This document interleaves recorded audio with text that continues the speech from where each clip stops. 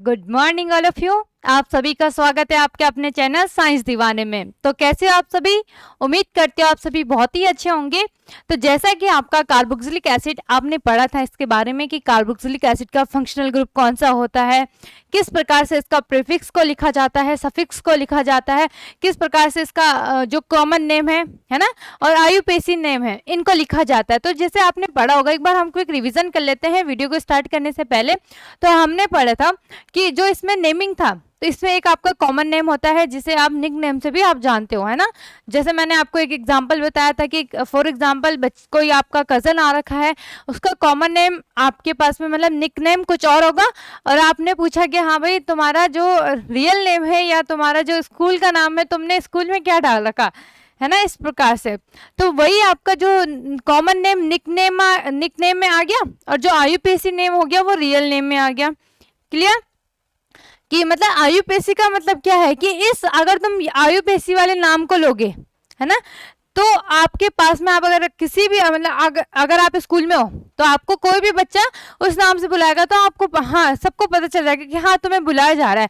लेकिन nick name क्या हो गया, उस वो आपके किसी जो खास होगा, जैसे आपके फैमिली वाले होंगे, आपके फ्रेंड्स हो गए, बेस्ट फ्रेंड हो गए, उनको पता होगा केवल आपका निकनेम ये है ना। इस प्रकार से हमने समझा था इसको, ठीक है।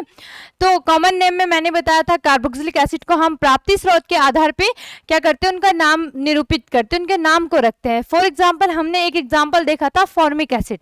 तो फॉर्मिक एसिड क्या होता है, HCOOH। ये क्या हो है आपके पास में कि ये आपको पता है कि फॉर्मिका का जिसका मतलब क्या होता है, आंट होता है। आंट मतलब चींटी। तो चींटी से क्या निकलता है, आपका फॉर्मिक एसिड निकलता है। इसी प्रकार से उसका मतलब जो एसिड निकला तो उसका नाम क्या रखा गया, फॉर्मिका से फॉर्मिक बनाया गया, ठीक है। तो क्या नाम रखा गया, Formica acid, sorry formic acid. Formica तो आंट होता है। Clear?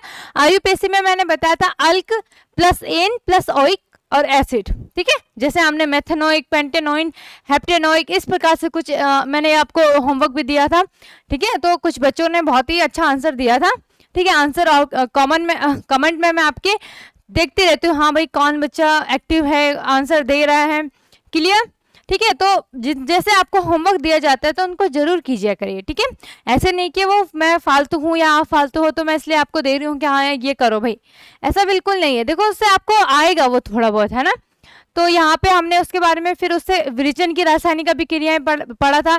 Formation reaction of carboxylic acid कि किन किन विधियों द्वारा या किस प्रकार से, किस अभिक्रिया से हम कार्बोक्सिलिक एसिड को प्राप्त कर सकते हैं। तो पहले आपने देखा होगा कि हम अल्कोहल से क्या कर रहे थे, कार्बोक्सिलिक एसिड प्राप्त कर रहे थे। जैसे हमने 1 डिग्री अल्कोहल का क्या करा था, ऑक्सीकरण करा था, तो हमें एल्डिहाइड प्राप्त हुआ था किसकी उपस्थिति में, K2Cr2O7 प्लस H2SO4 की उपस्थिति में। देन हमने देखा था उसमें कि एल्डिहाइड से फिर आपका क्या बन रहा था, कार्बोक्सिलिक एसिड, ठीक है।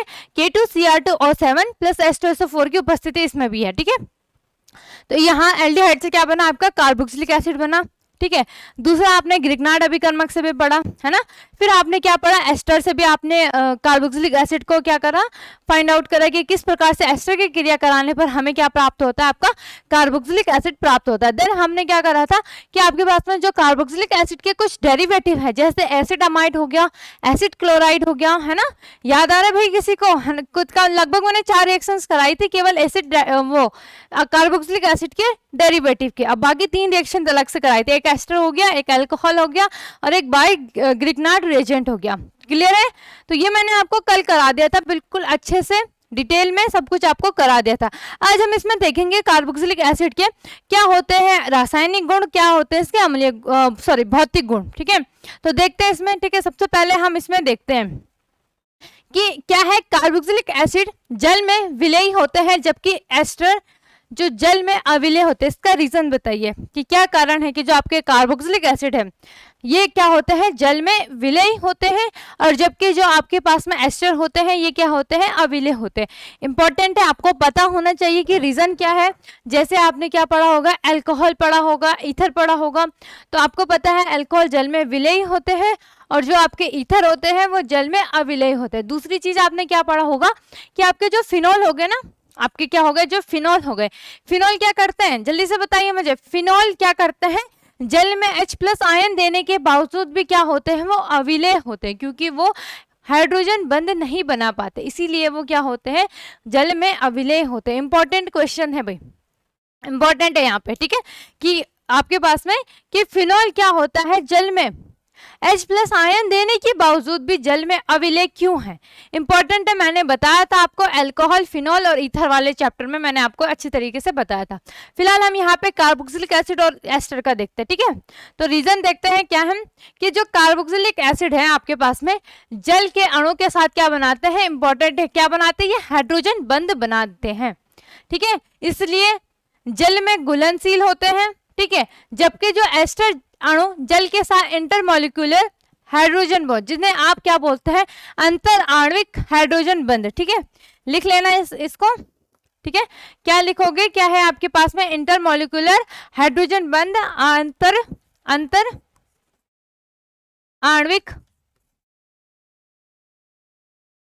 आणविक हाइड्रोजन बंध, ठीक है।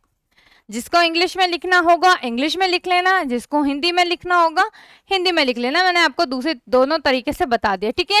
क्या है आपके पास में, इंटरमॉलिक्यूलर हाइड्रोजन बंध नहीं बना पाते, इसीलिए ये क्या होते हैं, जल में क्या होते हैं, अघुलनशील होते हैं। मेन रीजन यही होता है भाई, जिन्होंने जल के साथ में क्या बना दिया, अंतर आणविक हाइड्रोजन बंध बना दिया, वो तो क्या हो जाते हैं, जल में घुलनशील हो जाते हैं, और जो नहीं बना पाते वो क्या होते हैं, जल में अघुलनशील होते हैं। और एक ऐसा देखो, आपको पता है ना केमिस्ट्री क्या है, बिल्कुल पूरे अपवादों से भरी है ना, अपवादी अपवाद अपवादी अपवाद, है ना, बहुत सारे अपवाद आते हैं, एक के बाद आप एक अपवाद पढ़ोगे। जैसे आपने क्या पढ़ा होगा, वो पढ़ा होगा परमाणु का आणविक मॉडल पढ़ा होगा 11वीं क्लास में, तो पहले आपको पता है किसने दिया, फिर उसमें कुछ आपके पास में कुछ सुधार किए गए, फिर कुछ सुधार किए गए। तो एक 11वीं क्लास में जब मैं पढ़ा रही थी तो एक बच्चे ने बोला कि जब यहाँ पे आपके पास में क्या है कि जब परमाणु मॉडल की खोज हुई, मतलब बताया गया परमाणु मॉडल, लेकिन उसके बाद में क्या हो रहा था, उसके बावजूद भी उसको सुधार, मतलब उसमें बहुत सारी कमियां थी, कमियों के बाद में फाइनल आपके पास में वो दिया गया परमाणु का मॉडल दिया गया, है ना। तो उन्होंने बोला कि जब यहाँ पे आपके पास में जो फाइनल दिया गया, क्यों हम उसको क्यों नहीं पढ़ते, क्यों हम पिछले को पढ़ते हैं जो जिसमें कमियां थी हम उन्हें क्यों पढ़ रहे हैं। तो वो भी आपके लिए जरूरी होते हैं, है ना। ऐसे हमारे दिमाग में बहुत सारे क्वेश्चंस आते हैं कि जब इसमें अपवाद है ये इसको और सुधार कर सकते तो हम इसको क्यों पढ़ रहे भाई, क्योंकि उसमें भी कुछ ना कुछ लाभ होते हैं। अगर हमने उसको नहीं पढ़ा तो हमें उसके फायदे और उसके बारे में, हानियों के बारे में, कमियों के बारे में पता नहीं चलेगा कि क्या इसमें कमी थी और क्या इसका फायदा था।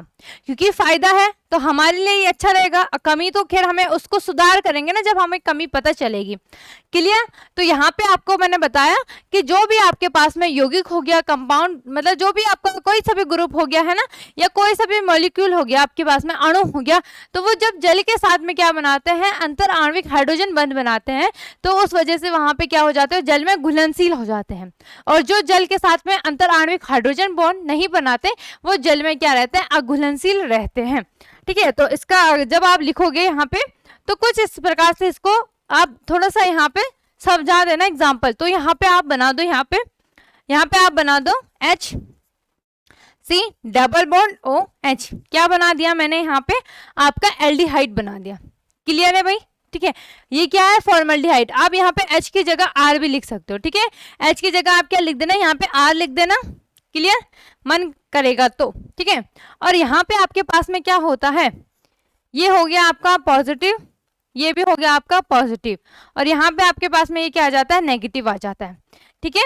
और ये क्या करते हैं आपके पास में, ये जल के अणुओं के साथ में ये कुछ इस प्रकार से H, और यहाँ पे आप क्या लिख देना OH, और इसको आप ऐसे ये बना दिया आपने धनात्मक, और ये क्या बना दिया, ऋणात्मक। और इनके मध्य में ये क्या बना, ये क्या बना भाई, ये बना आपका अंतर आणविक हाइड्रोजन बंध। क्या बना, ये अंतर आणविक हाइड्रोजन बंध। क्लियर। या आप क्या लिख देना, इंटरमॉलिक्यूलर हाइड्रोजन बॉन्ड। क्लियर है भाई। ठीक है। लिख लेंगे कहीं पे भी। ठीक है। ऐसे नहीं कि मैंने बोला भाई कहीं पे भी ये लिख देना, यहाँ पे अगर कार्बोक्सिलिक एसिड होगा, अच्छा सॉरी कार्बोक्सिलिक एसिड था ना, मैंने एल्डिहाइड बना दिया। कार्बोक्सिलिक एसिड होगा तो कार्बोक्सिलिक एसिड ही लिखोगे, ठीक है। अल्कोहल होगा, अल्कोहल बना देना। ईथर होगा, जो भी होगा वो आप लिख देना। क्लियर, ठीक है भाई, ये बना देना आप इसको इस प्रकार से, कार्बोक्सिलिक एसिड बना दिया। तो ये क्या हो गया आपके पास में यहाँ पे HCOOH, फॉर्मिक एसिड, ठीक है। या हम इसको क्या बोलते हैं, मेथेनोइक एसिड भी बोलते हैं। या आप यहाँ पे क्या लिख देना, R लिख देना। क्लियर है भाई, फॉर्मिक, और तब क्या लिख देना आप, उसके नीचे आप लिख देना carboxylic acid, carboxylic acid. Clear है, क्लियर है, ठीक है। यहाँ पे क्या होगा, अगर ईथर का दिया होगा ईथर बनाओगे, अल्कोहल दिया होगा अल्कोहल बनाओगे। इसी तरीके से आपने किसका बनाना है, एस्टर का बनाना है। एस्टर का आपको पता ना क्या होता है, COO, ठीक है, C दो O होते हैं उसमें, है ना। तो वहां पे भी यहाँ पे क्या बनाना है, COO बन जाएगा। यहाँ पे आपके पास में R ग्रुप जुड़ जाएगा, एल्किल ग्रुप दोनों साइड में। क्लियर, ठीक है। यहाँ पे आप क्या डाल देना, कुछ डैश डैश करके इस प्रकार से लिख लेना, और वहां पे लिख देना नो इंटरमोलिकुलर हाइड्रोजन बॉन्ड, ठीक है। या आप लिख देना वहां पे अंतर आणविक हाइड्रोजन बंध की अनुपस्थिति। क्लियर, और H2 ऐसे लिख देना। क्लियर है भाई, ये मैंने आपको बता रखा है, मैंने आपको पूरा बता दिया, केवल आपने अपने उसमें बना देना है, ठीक है। क्या करोगे एस्टर में, यहाँ पे एस्टर बनाओगे, क्या होता है, R लिख देना, COO, और फिर यहाँ पे भी R आ जाएगा। क्लियर, फिर डैश डैश करके यहाँ पे H2O बना देना इस प्रकार से, ठीक है। वहां पे भी आप पॉजिटिव और नेगेटिव पोल बना देना। क्लियर, डैश डैश में यहाँ पे लिख देना no intermolecular hydrogen bond. Hindi में लिखोगे तो क्या लिखोगे, अंतर आणविक हाइड्रोजन बंध की अनुपस्थिति। क्लियर, आगे बढ़ते हैं। आगे क्या है इसमें, निम्न यौगिकों को जल में घुलनशील के बढ़ते क्रम में लिखे, ठीक है। क्या बोला है कि इनमें क्या लिखना है, जल में घुलनशील के बढ़ते क्रम में। अब आपने देखो, जब मैंने आपको अल्कोहल और फिनोल वाला चैप्टर पढ़ा होगा ना, तो मैंने क्या बताया था, जितने ज्यादा एल्किल ग्रुप होगा उसकी जल में घुलनशीलता उतनी कम होगी, ठीक है। क्या बोला, जितनी ज्यादा एल्किल ग्रुप होगा, कार्बन की संख्या जितनी ज्यादा होगी उसकी जल में उतनी ही कम क्या होगी, घुलनशीलता होगी, ठीक है। तो देखो यहाँ पे सबसे ज्यादा कौन है, कहाँ पे सबसे ज्यादा, कार्बन, ठीक है, C6H5COOH। इसका मतलब ये क्या हो गया, सबसे कम घुलनशील होगा बढ़ते क्रम में ना। बढ़ते क्रम क्या हो गया, सॉरी क्या लिखना है, बढ़ते क्रम में, तो छोटे से बड़ा, ठीक है, जिसे हम क्या बोलते हैं, आरोही क्रम। क्लियर है, ठीक है। तो क्या आ जाएगा, C6H5COOH, ये आ जाएगा आपके पास में, ठीक है भाई। फिर क्या आ जाएगा, कार्बन की संख्या, यहाँ पे देखो C2H5COOH, देन यहाँ पे कार्बन कितने हैं, एक ही है, तो CH3COOH, और लास्ट में क्या आ जाएगा आपका, लास्ट में आ जाएगा आपका फॉर्मिक एसिड, COOH आ जाएगा। क्लियर है भाई, क्लियर। इस तरीके से आपके पास में क्या आ जाएगा, ये क्या आ जाएगा आपके पास में, निम्न यौगिकों के जल में घुलनशील के बढ़ते क्रम, ठीक है। क्या है ये, आरोही क्रम भी डाल देना, यहाँ पे क्या लिखोगे, घुलनशीलता का आरोही क्रम, घुलनशीलता का आरोही या बढ़ता या आरोही क्रम, कुछ भी लिख देना, बढ़ता क्रम, ये हो गया। क्लियर है, जितने ज्यादा कार्बन की संख्या होगी जल में उतनी ही कम उसकी क्या होगी, घुलनशीलता होगी, क्योंकि घुलनशीलता इसमें कार्बन की संख्या की क्या समझ लो, व्युत्क्रमानुपाती होता है। क्लियर हुई बात सभी को, ठीक है। क्या हो जाएगा, जितने ज्यादा कार्बन की संख्या होगी जल में घुलनशीलता उतनी ही क्या हो जाएगी आपके पास में, कम हो जाएगी, ठीक है भाई। इसका स्क्रीनशॉट ले लो, ठीक है, इसका ले लिया था आपने स्क्रीनशॉट। चलो भाई हम आगे बढ़ते हैं, अब आगे बढ़ते हैं हम इसमें, इसको याद कर लेना भाई, याद कर लेना, आपके पास में एमसीक्यू में पूछ सकता है ये। आगे देखते हैं, क्या कारण है कि कार्बोक्सिलिक अम्लों के गलनांक और कथनांक उच्च होते हैं। तो अभी हमने पढ़ा, क्या पढ़ा, कि जो कार्बोक्सिलिक अम्ल होते हैं इनके मध्य क्या पाया जाता है, अंतर आणविक हाइड्रोजन बंध पाया जाता है, ठीक है। बॉन्ड बनने के कारण इनके मध्य क्या हो जाता है, जो वियोजन होता है उसके लिए हमें क्या होती है, ज्यादा अधिक ऊर्जा की आवश्यकता होती है। इसीलिए इनके जो गलनांक और कथनांक प्राय क्या होते हैं, उच्च होते हैं। क्लियर हो गई बात, ठीक है। यहाँ पे भी सेम वही स्ट्रक्चर बना दो, क्या बना दोगे आप, ये आ जाएगा आपके पास में आर लिख देना इस बार हम क्या लिख लेते हैं यहाँ पे आर। क्लियर हो गया। यहाँ पे आपका क्या होगा सी डबल बॉन्ड ओ, ये एच और ये आपका एच। ठीक है भाई, ये डैश डैश डैश डैश करके आपको फिर इधर से क्या आ जाएगा एच ओ एच प्लस ये आ जाएगा इधर positive pole negative to negative कर देना इसको। ठीक है, यहाँ पे भी ये पॉजिटिव। तो इनके मध्य क्या पाया जाता है इंटरमॉलिक्यूलर हाइड्रोजन बॉन्ड पाया जाता है। ठीक है भाई, क्या पाया जाता है यहाँ पे इंटरमॉलिक्यूलर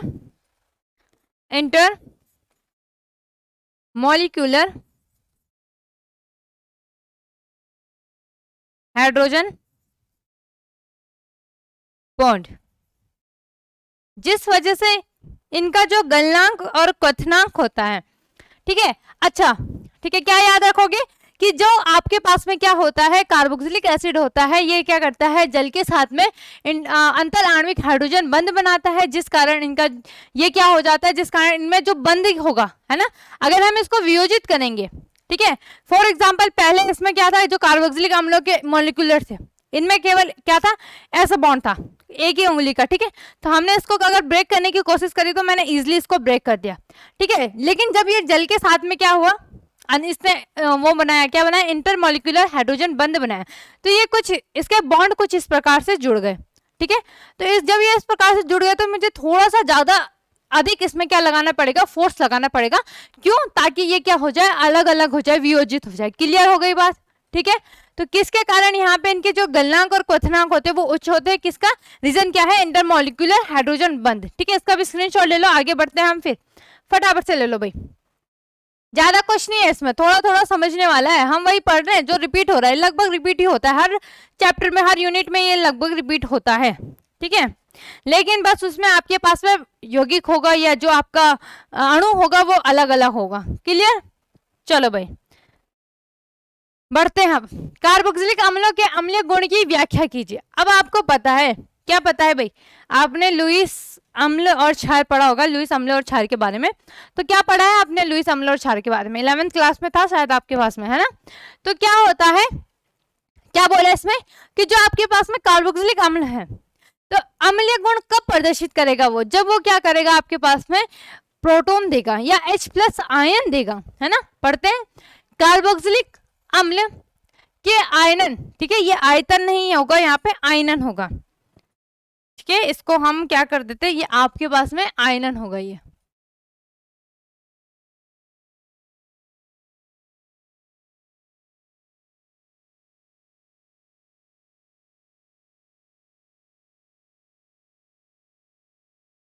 आयनन लिख देना भाई सब।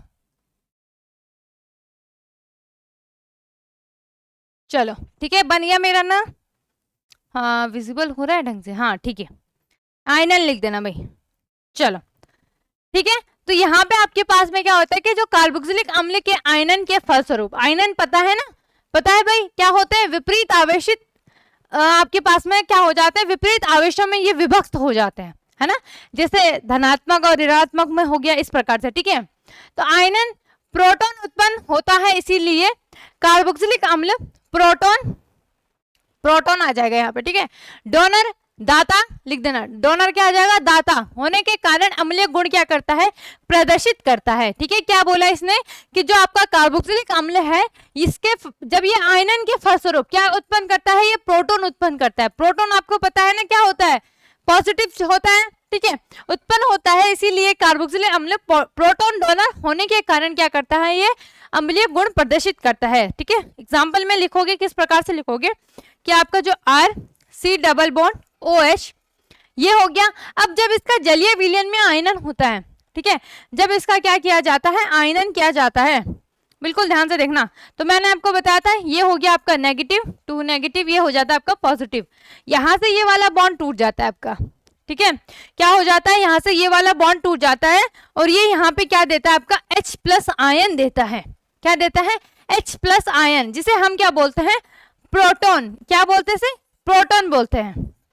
क्लियर हुई बात। ठीक है, और आपका ये RC डबल बॉन्ड O और यहाँ पे ये -S, इस प्रकार से ये रह जाएगा। क्लियर है। ठीक है, ये क्या करता है जलीय विलयन में या जब इसका आयनन किया जाता है ये तो ये क्या करता है, प्रोटॉन देता है, तो इसी कारण ये क्या कहलाता है, आपका प्रोटॉन डोनर कहलाता है, प्रोटॉन दाता कहलाता है। ठीक है, क्या हो जाएगा यहाँ पे लिख लेना, प्रोटॉन डोनर। डोनर आपको पता है ना क्या होता है, दाता। ठीक है, तो लिख देना इसको, प्रोटॉन दाता। क्लियर है भाई, क्लियर है सभी को। ठीक है, क्या होता है कि जब हम कार्बोक्सिलिक अम्ल का आयनन करते हैं तो ये क्या करता है, उसके फलस्वरूप प्रोटॉन देता है, प्रोटॉन उत्पन्न करता है, इसीलिए कार्बोक्सिलिक अम्ल क्या होता है, प्रोटॉन डोनर होते हैं, जिस कारण इनमें क्या होता है, अम्लीय गुण प्रदर्शित होता है। ठीक है, तो यहाँ पे लिख देना, प्रोटॉन दाता होने के कारण क्या करता है, ये अम्लीय गुण प्रदर्शित करता है। ठीक है, प्रदर्शित। ठीक है भाई, इस प्रकार से आप लिख लेना, क्या कर रहा है ये, प्रोटॉन डोनर होने के कारण यहाँ पे क्या करता है, ये अम्लीय गुण प्रदर्शित करता है। क्लियर हो गई भाई सभी को ये बात। ठीक है, स्क्रीनशॉट ले लो फटाफट से इसका, आगे देखते हैं हम फिर इसमें।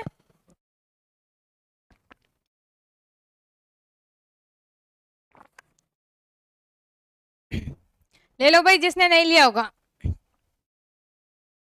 ठीक है, क्या हो गया, प्रोटॉन देता है जलीय विलयन में आयनन होने पर, कौन, कार्बोक्सिलिक एसिड, जिस वजह से क्या होता है, ये प्रोटॉन डोनर बन जाता है और ये क्या करता है, तब अम्लीय गुण प्रदर्शित करता है।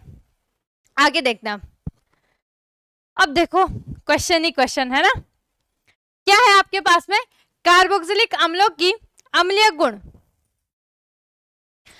गुण को प्रभावित करने वाले कारक क्या हैं, या क्वेश्चन किस प्रकार से आपको पूछा जाएगा, 3 प्रकार के, मतलब यहाँ पे आपको क्वेश्चन से पूछा जाएगा, आंसर केवल एक ही लिखोगी। ठीक है, क्या है, कार्बोक्सिलिक अम्लों के अम्लीय गुण को प्रभावित करने वाले कारक क्या है, क्या कारण है कि फॉर्मिक अम्ल ये अम्ल है। ठीक है, क्या है, ये आपके पास में अम्ल है, इसको करेक्ट कर देती हूं मैं, क्या हो गया, ये आपका अम्ल,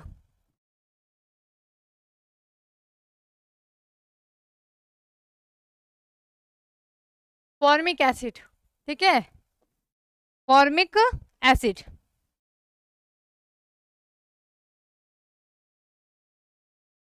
क्या कारण है कि फॉर्मिक अम्ल एसिटिक अम्ल से प्रबल अम्लीय गुण प्रदर्शित करता है। ठीक है, दूसरा क्या, ऑर्थो इफेक्ट। ठीक है, ऑर्थो प्रभाव, प्रभाव लिख देना इसको, इफेक्ट को आप इसको प्रभाव भी लिख देना। ठीक है, प्रभाव, और ऑर्थो तो ऑर्थो लिख लेना हिंदी में। क्या है इसके कारण, कार्बोक्सिलिक अम्लों की अम्लीय गुण को किस प्रकार प्रभावित होता है। ठीक है, अब ऑर्थो इफेक्ट के बारे में मैंने आपको पढ़ा रखा है, हेलो एल्केनो हेलो एनिस में मैंने जब बेंजीनिंग एरोमेटिक कंपाउंड्स के बारे में आपको बताया होगा, तो उसमें ऑर्थो, मेटा और पैरा, इन तीनों के बारे में अवश्य आपको बताया गया होगा। ठीक है, तो कार्बोक्सिलिक अम्लों की अम्लीय गुण को प्रभावित करने वाले कारक निम्न प्रकार से हैं। ठीक है, पहला क्या है आपके पास में, समूह के कारण अम्लीय प्रबलता का प्रभाव। ठीक है, कि कार्बोक्सिलिक अम्ल EWG, अब मुझे जल्दी से इसका फुल फॉर्म बता दो भाई, EWG क्या हो गया, क्या होता है, मैंने बताया है आपको, EWG और दूसरा क्या बता रखा है, EDG, ये दोनों से ही आप बिल्कुल पहले ही रूबरू हैं।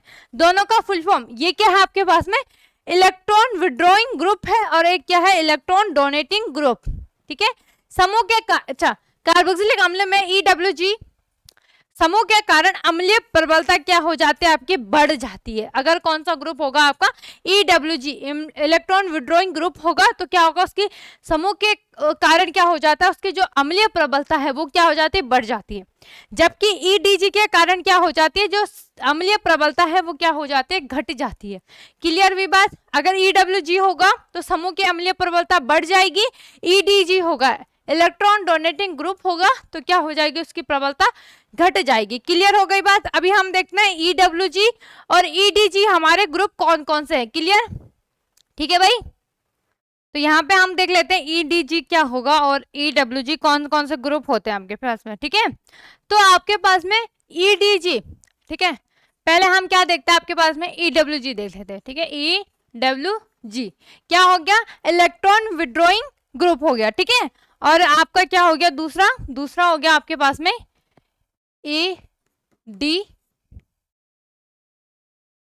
EDG, ये हो गया आपका इलेक्ट्रॉन ED डोनेटिंग ग्रुप हो गया। ठीक है, तो आपके पास में जो इलेक्ट्रॉन विड्रॉइंग ग्रुप हो गया ये होता है आपका प्रबल अम्ल। क्या होता है ये आपका प्रबल अम्ल होता है। ठीक है, क्योंकि ये क्या करता है, इसके समूह के कारण क्या हो जाती है, जो आपके पास में कोई सा भी ग्रुप होगा है ना, या कोई सा भी जो कंपाउंड होगा उसकी जो अम्लीयता है वो बढ़ जाती है और ये क्या हो जाएगा आपके पास में दुर्बल अम्ल हो जाएगा। क्लियर। अब हम इसमें देखते हैं, तो EWG में आपके पास में एल्किल ग्रुप आते हैं, जैसे आपका हो गया। ठीक है, क्या क्या आता है आपका EDG में, ये आते हैं आपके एल्किल ग्रुप, एल्किल ग्रुप, या आप इसको क्या लिख देना, एरिल ग्रुप भी लिख देना, एरिल। चलो सॉरी एरिल नहीं आएगा इसमें, एरिल तो आपका, एरिल की जगह आप एलिफेटिक लिख देना। ठीक है, फिलहाल आपको क्या याद करना है कि जो EDG है इसमें आपका क्या आता है, एल्किल ग्रुप आता है। जैसे आपका हो गया आपका CH3, ठीक है, C2H5 इस प्रकार से। ठीक है, C3H7 ये आपके क्या हो गए, एल्किल ग्रुप हो गए। ये डैश डैश छोड़ देना क्योंकि इनके क्या हो जाएंगे यहाँ पे एक एक वैलेंस क्या होगी, कार्बन की खाली होगी, जो किसके साथ में जुड़ेंगे, आपके पास में कार्बोक्सिलिक अम्लों के साथ में, अभी मैं आपको बताऊंगी। ठीक है, जुड़ेंगे। प्रबल अम्ल में हो गया आपका, जैसे आपका हो गया फ्लोरीन, क्लोरीन, ब्रोमीन, ठीक है, आयोडीन या आपकी बेंजीन रिंग, ये क्या हो जाता है आपके पास में, ये होते हैं इलेक्ट्रॉन विड्रॉइंग ग्रुप होते हैं। ठीक है, तो यहाँ पे हम एग्जाम्पल देख लेते हैं, एक एग्जाम्पल लेती हूँ मैं। ठीक है, कि फॉर एग्जाम्पल अगर आपके पास में यहाँ पे F और ये क्या हो गया आपका C double bond O COH, ठीक है, ये हो जाएगा आपके पास में प्रबल अम्ल। क्या होगा ये होगा आपका प्रबल अम्ल। ठीक है, इसकी अम्लता क्या होगी, ज्यादा होगी, और ये क्या होगा आपके पास में, ये हो जाएगा आपका दुर्बल अम्ल। इसके अम्लता गुण क्या होगा, कम होगा। क्यों होगा, किसके कारण होगा, EWG के कारण, सॉरी EDG के कारण। क्या होगा, ये इसकी जो अम्लता है वो घट जाती है। लिख देना भाई, वो भी लिख देना। ठीक है, इसको भी लिख देना, अम्लता या अम्लीय गुण, अम्लता घट जाती है, या लिख देना अम्लीय गुण बढ़ जाता है। ठीक है, क्या लिखोगे, अम्लीय गुण बढ़ता है। ठीक है, अगर इसकी उपस्थिति होगी, इलेक्ट्रॉन विड्रॉइंग ग्रुप की उपस्थिति होगी तो बढ़ेगा। ठीक है, इलेक्ट्रॉन डोनेटिंग ग्रुप की उपस्थिति होगी तो घटेगा। ठीक है, क्लियर। तो इसका भी एग्जांपल देखते हैं, जैसे हमने लिख दिया यहाँ पे CH3COOH। ठीक है, ये कौन सा हो गया आपका, इलेक्ट्रॉन डोनेटिंग ग्रुप। क्लियर, और यहाँ पे लिख देना ये क्या है आपका, EWG electron withdrawing group. Clear हो गई भाई सभी, स्क्रीनशॉट ले लो, फिर हम आगे देखते हैं इसमें, फटाफट से स्क्रीनशॉट ले लो। ठीक है, फिर हम इसमें आगे देखते हैं। चलो भाई आगे देखते हैं, इसमें आगे क्या है। तो आगे है आपके पास में स्थापन प्रभाव, या आपके पास में एरोमेटिक कंपाउंड में अम्लीयता, अम्लीय जो प्रबलता है वो बढ़ जाती है। या आपके पास में अभी हमने देखा ना आपका बेंजीन रिंग होता है, ये क्या होता है, एरोमेटिक होता है। और जो हमने एल्किल ग्रुप पढ़ा था वो क्या होता है आपके पास में, एलिफेटिक। लेकिन जरूरी नहीं है कि सारे एलिफेटिक के कारण यहाँ पे अम्लीयता गुण क्या होती है, बढ़ती है, ये जरूरी नहीं है। क्योंकि आपने देखा जो फ्लोरीन, क्लोरीन, ब्रोमीन या आपका NH3 अमोनिया हो गया, ये क्या होते हैं, EWG ग्रुप होते हैं। लेकिन ठीक है, लेकिन इसके इनके समूह के कारण इनकी क्या हो जाती है, जो अम्लीयता है वो बढ़ जाती है। तो जरूरी नहीं है कि आप ऐसे लिखोगे कि एलिफेटिक ग्रुप के कारण अम्लीयता बढ़ रही है और एरोमेटिक के कारण बढ़ रही है और एलिफेटिक के कारण कम हो रही है। क्लियर, ये मत लिख देना आउटपुट आंसर, गलत होगा पूरा। ठीक है, केवल एल्किल ग्रुप लिख देना, वो सही माना जाएगा आपका। ठीक है, तो यहाँ पे क्या है, स्थापन प्रभाव में एरोमेटिक कंपाउंड में विभिन्न स्थितियों का प्रभाव इस क्रम में होता है। तो वो क्रम मैं आपको बताती हूँ। ठीक है, सबसे ज्यादा होता है आपके पास में ऑर्थो पोजीशन में, सबसे ज्यादा कहाँ होता है, आपके पास में ऑर्थो में होता है। क्लियर, फिर होता है आपके पास में पैरा में, फिर किस में होता है, पैरा में, और फिर होता है आपके पास में मेटा में, फिर किस में होता है, मेटा। क्लियर। अगर आपको लिखना होगा तो पहले यहाँ पे ये क्या हो गया आपका अवरोही क्रम, बड़े से छोटे की ओर, ठीक है। अगर अवरोही में लिखना होगा तो और यहाँ पे मेटा, पैरा और ऑर्थो, लेकिन इनके जो साइन है ना ये क्या है आपके पास में ग्रेटर देन है, उसमें क्या आ जाएगा लेस देन आ जाएगा। Clear. Meta less than, para less than आपका ऑर्थो, यहाँ पे क्या आ रहा है ortho greater than, para greater than Meta. Clear. बहुत सारे बच्चे लेस देन और ग्रेटर देन में कंफ्यूज हो जाते हैं, ठीक है। क्या याद रखोगे, ऑर्थो पैरा मेटा, सबसे ज्यादा ऑर्थो में होता है, फिर पैरा में होता है, फिर मेटा में होता है। या अगर आपको केवल एक भी याद होगा ना, केवल एक याद होगा तो आराम से आप कर लोगे। आपको याद है कि सबसे ज्यादा किस में होता है, ऑर्थो में होता है, मतलब ऑर्थो पोजीशन में सबसे ज्यादा अम्लीयता गुण प्रदर्शित करेगा। क्लियर। तो जैसे आपको याद है ऑर्थो में होगा तो आपको पता है कि बीच में पैरा ही आएगा और मेटा कहाँ आएगा आपका लास्ट में आएगा, ठीक है। तो इसका भी आप स्क्रीनशॉट ले लो, ठीक है। हम इसमें भी देखते हैं, इसमें भी हम देखते हैं आपके पास में, ठीक है। अगर आपका क्या हो जाएगा EWG ग्रुप होगा, ठीक है। अगर आपके पास में EWG ग्रुप होगा, EWG ग्रुप का देख लेते हैं हम, ठीक है। W है ना, EWG, ठीक है भाई। तो यहाँ पे मैं एक एग्जांपल ले लेती हूँ। एग्जांपल लिया मैंने आपके पास में, ये लिया मैंने आपका एरोमेटिक कंपाउंड हो गया, यहाँ पे आपका कार्बोक्सिलिक अम्ल हो गया, ठीक है। और ये हो गया आपके पास में पैरा पोजीशन में, ठीक है।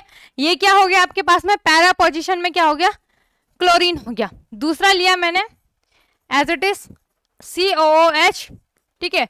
और यहाँ पे मैंने क्या ले लिया, ये क्लोरीन ले लिया, ठीक है। या अगर मैं एक और ले लेती हूँ यहाँ पे, ठीक है। ये मैंने क्या ले लिया, एक और ले लिया यहाँ पे मैंने, सॉरी ये तो क्या हो गया आपके पास में, देखो यहाँ पे क्या होता है आपके पास में, यहाँ पे ये होता है आपका ऑर्थो पोजीशन, मेटा पोजीशन, और ये क्या हो गया ये आपकी पैरा पोजीशन। अगर मैं यहाँ पे मेटा लेती तब भी मैं आपको बताती, ठीक है। तो अभी हमने पढ़ा, क्या पढ़ा भाई, चलो इसका आंसर आप बताओ, इन दोनों में से कौन किसकी अम्लीयता गुण ज्यादा होगी, जल्दी से बताओ भाई। ग्रेटर देन आएगा या लेस देन आएगा, फटाफट से बताओ, ये मैं आपके लिए छोड़ती हूँ, जल्दी से बता दो मुझे क्या आएगा, ग्रेटर देन आएगा या आपका लेस देन आएगा, जल्दी से बता दो भाई, ठीक है।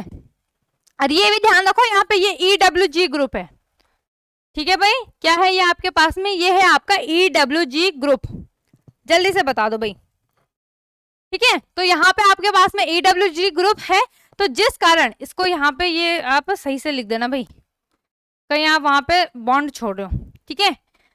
तो ये आ जाएगा आपके पास में ग्रेटर देन। बताओ भाई किस किस बच्चों का सही आंसर था, किस किस का था सही आंसर। तो EWG के कारण आपके पास में किसके अम्लीयता प्रभाव, कौन किसका आपके पास में अम्लीयता जो गुण होगा वो अधिक प्रदर्शित करेगा, कौन करेगा भाई, ये वाला करेगा, कौन सा पैरा पोजीशन वाला, EWG के कारण। और EDG होगा तब उल्टा होगा। क्लियर। स्क्रीनशॉट ले लो, फिर मैं आगे बढ़ाती हूँ, आप आगे मैं EDG दिखाती हूँ आपको, इलेक्ट्रॉन डोनेटिंग ग्रुप का दिखाती हूँ। तो यहाँ पे आपके पास में अगर इलेक्ट्रॉन डोनेटिंग ग्रुप होगा, ठीक है, अगर क्या होता आपके पास में electron donating group, electron donating group, तो आपको पता है इलेक्ट्रॉन डोनेटिंग ग्रुप का क्या हो जाएगा, बेंजीन रिंग हो गई, ठीक है। और यहाँ पे आपका क्या आ गया CH3 और COOH, ठीक है। और यहाँ पे भी आपका क्या हो गया ये बेंजीन रिंग COOH, और ये क्या हो गया आपका CH3। तो इसमें से क्या होगा, इसमें क्या आएगा, इसमें आपका, अच्छा यहाँ पे नहीं आएगा, ये आपका यहाँ पे नहीं आएगा, बल्कि कहाँ पे आएगा, ये ऑर्थो पोजीशन में, कहाँ पे आएगा ये CH3 ऑर्थो पोजीशन में। अब मुझे जल्दी से बता दो कहाँ पे ग्रेटर देन आएगा या लेस देन आएगा, जल्दी से बताओ। तो यहाँ पे आपका क्या आ जाएगा, ये लेस देन आ जाएगा, ठीक है। अगर इलेक्ट्रॉन डोनेटिंग ग्रुप होगा, ठीक है, अगर क्या होगा आपके पास में इलेक्ट्रॉन डोनेटिंग ग्रुप होगा तो क्या आएगा, लेस देन आएगा, ठीक है। मतलब ये क्या होगा, para position less than ortho position, ठीक है। और अगर इलेक्ट्रॉन विड्रॉइंग ग्रुप होगा तो क्या आएगा आपके पास में, पैरा ग्रेटर देन ऑर्थो। इस बात का ध्यान रखना, इस बात का आपको बिल्कुल ध्यान रखना है भाई। अभी हम इसमें ऑर्थो इफेक्ट भी पढ़ेंगे, ठीक है। अभी हम इसमें क्या पढ़ेंगे आपके पास में, ऑर्थो इफेक्ट, स्क्रीनशॉट ले लो। चलो भाई अब हम इसमें देखते हैं ऑर्थो इफेक्ट क्या होता है आपके पास में, ठीक है।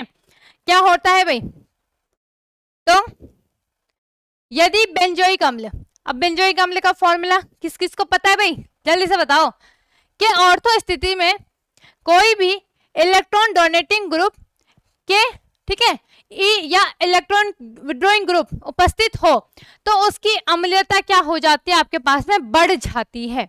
क्या बोला उसने कि अगर क्या हो यहाँ पे, अगर बेंजोइक अम्ल हो, ठीक है, और वो क्या हो, ऑर्थो स्थिति में कोई भी समूह हो, या तो आपका इलेक्ट्रॉन डोनेटिंग ग्रुप हो या इलेक्ट्रॉन विड्रॉइंग ग्रुप हो, तो उसकी जो अम्लीयता है वो बढ़ जाती है। किसकी? ऑर्थो इफेक्ट की बात की जा रही है यहाँ पे, ठीक है। इसे क्या बोलते हैं हम? ऑर्थो इफेक्ट कहते हैं। क्लियर हो गई बात कि अगर आपके पास में बेंजोइक अम्ल है और उसके पास में क्या है आपका ऑर्थो स्थिति में, या तो इलेक्ट्रॉन विड्रॉइंग ग्रुप जैसे हमने क्लोरीन देखा था, और इलेक्ट्रॉन डोनेटिंग ग्रुप जैसे हमने एल्किल देखा था, CH3 देखा था, ठीक है। तो उसके कारण यहाँ पे उसकी क्या हो जाती है, जो अम्लीयता है वो क्या हो रही है, बढ़ रही है। क्लियर हो गई बात। एग्जाम्पल देख लेते हैं हम यहाँ पे, जैसे मैंने ले लिया बेंजोइक अम्ल, क्या होता है COOH, ठीक है, और यहाँ पे ले लिया मैंने आपका बेंजोइक अम्ल, ठीक है, और ये COOH, और यहाँ पे क्या ले लिया मैंने CH3 ले लिया, ठीक है। तो किसकी होगी, किसकी? देखो ऑर्थो पोजीशन में चाहे आपका एल्किल कौन सा हो, EWG ग्रुप हो और चाहे EDG ग्रुप हो, तो क्या हो जाएगा, इसकी अम्लीयता जो प्रबलता है, जो अम्लीयता गुण प्रदर्शित करेगा, ये इन दोनों में से अगर हम कंपेयर करेंगे तो कौन अधिक करेगा, ये वाला अधिक करेगा। इसी को क्या बोलते हैं, ऑर्थो इफेक्ट या ऑर्थो प्रभाव कहते हैं। स्क्रीनशॉट ले लो, स्क्रीनशॉट ले लो भाई, ठीक है भाई। चलो देख लिया सबने, आगे देखते हैं अब इसमें, ठीक है। ये हो गया आपके पास में ऑर्थो इफेक्ट वाला, ठीक है। हाँ, इसमें यही है आपके पास में, इतना ही है आपका, ठीक है। कारक कौन कौन से हो गए? पहला कारक, चल पहला कारक क्या हो गया, समूह की, समूह मतलब अगर EWG होगा, ठीक है, या EDG होगा, इन दोनों के कारण या तो अम्लीयता जो गुण है वो घटेगा या आपका क्या होगा, बढ़ेगा। क्लियर हो गई बात। दूसरा क्या है आपके पास में, स्थापन प्रभाव। दूसरा क्या है, स्थापन प्रभाव। स्थापन प्रभाव में क्या है आपके पास में, दूसरा क्या है, एरोमेटिक कंपाउंड में अम्लीयता प्रबलता की व्याख्या। पहला है आपके पास में स्थापन प्रभाव। स्थापन कि पहला क्या होगा, सबसे ज्यादा किसकी अम्लीयता, कौन ज्यादा अम्लीयता गुण प्रदर्शित करेगा, आपका ऑर्थो करेगा, फिर पैरा, फिर क्या आएगा, मेटा। लेकिन याद रखना अगर इलेक्ट्रॉन विड्रॉइंग ग्रुप होगा तो पहला पैरा करेगा फिर ऑर्थो करेगा, ठीक है। ये बिल्कुल चेंज हो जाएगा, ये क्या हो जाएगा आपका, चेंज हो जाएगा। और अगर इलेक्ट्रॉन डोनेटिंग ग्रुप होगा तो वो उल्टा हो जाएगा।